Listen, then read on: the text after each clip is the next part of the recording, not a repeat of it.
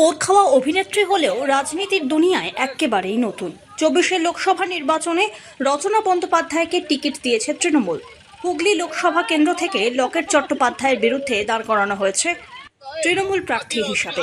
বড় পর্দার পর ভোট ময়দানে সম্মুখ সমরে টলিপাড়ার দুই অভিনেত্রী ইতিমধ্যেই জোর কদমে প্রচার শুরু করে দিয়েছেন দিদি নাম্বার 1 রচনা বন্দ্যোপাধ্যায়।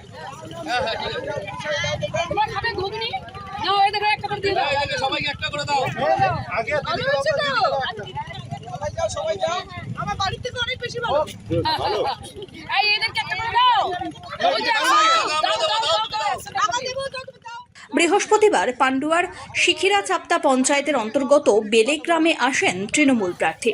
নির্বাচনী প্রচারে বেরিয়ে দেখেন রাস্তার ধারে গরম গরম ঘুগনি বিক্রি হচ্ছে। সঙ্গে সঙ্গেই দাঁড়িয়ে পড়েন অভিনেত্রী। নিজে চেখে দেখার পাশাপাশি দলীয় কর্মীদেরও ঘুগনি খাওয়ান তিনি। বলেন, শুধু নিজেই খাবো, অপরকে খাওয়াবো না, তা কি কখনো হয়? বৃহস্পতিবার পান্ডুয়ার শিখিরা চাপ্তা গ্রাম পঞ্চায়েতের বেলে গ্রামে ভোট প্রচারে গেলেন রচনা বন্দ্যোপাধ্যায়। মহিলারা আগে, জীবনে মা বোনেরা বউরা আগে, তারপরে তোরা সবসময় মেয়েদের আগে তোর দিবি। ঘুগনি খেলেন দিদি? দারুণ দারুণ, আমার বাড়ি থেকে অনেক ভালো। এখানে সবই ভালো, দুধের দইও ভালো, ঘুগনিও ভালো, সব ভালো। দারুণ খাচ্ছি আমি, শুধু খাওয়ার মধ্যেই আছি। খাওয়াচ্ছিল, শুধু খাওয়াবো না, এটা হতে পারে? প্রচারের ফাঁকে কি এটাও? হ্যাঁ, প্রচারের ফাঁকে এটাও সব মানুষের সাথে একসঙ্গে বসে খাওয়া দাওয়া। বলছেন যে আপনি এসছেন কয়েকদিনের ছুটি নিয়ে, আবার চলে যাবেন দিদি নাম্বার 1। ওর মতন, ও তো ছুটি নিয়ে এসেছিল 5 বছর আগে, আবার চলে গেছিল। আমি সেরকম নই, আমি ছুটি নিয়ে আসিনি।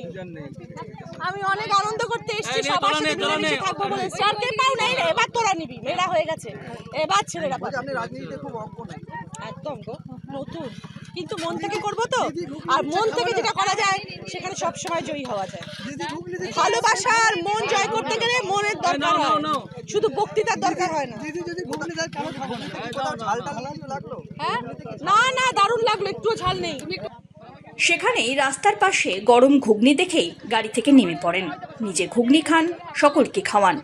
তবে এখানেই শেষ নয়, একের পর এক জনসংযোগে মেতে ওঠেন রচনা বন্দ্যোপাধ্যায়।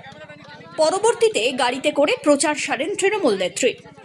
তারকা প্রার্থী হলেও রচনা যেইভাবে সাধারণ মানুষের সঙ্গে জনসংযোগ করছেন তা দেখে প্রশংসা করেছেন অনেকেই। শেষ পর্যন্ত হুগলি লোকসভা কেন্দ্রে শেষ হাসি কে হাসবেন, লকেট না রচনা, সেটাই এখন দেখার।